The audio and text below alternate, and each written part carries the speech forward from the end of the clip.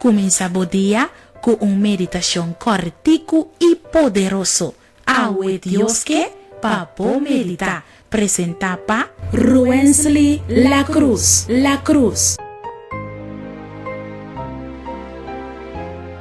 Se você ser by doctor e você receber o remédio, qual você usa todo dia, seguramente lo vai acessar aqui.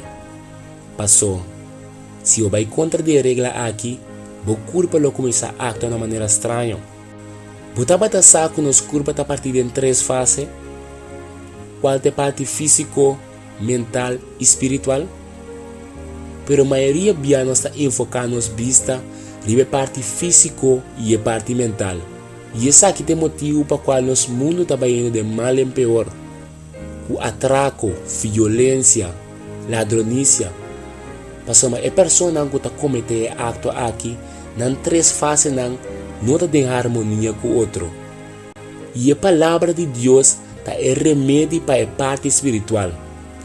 E se nós não temos isso aqui, nós também estamos um handicap. Nos textos para nós meditar, vai dizer, está aqui em Josué 1:8.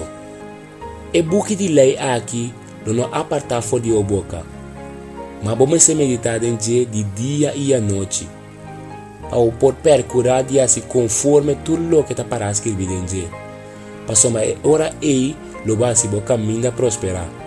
E hora aí, lo vai ter êxito.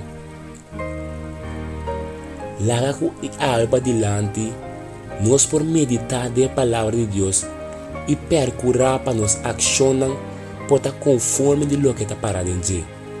E assim, nós por estar persona exitoso em Cristo Jesus. Que bom Deus mencionado.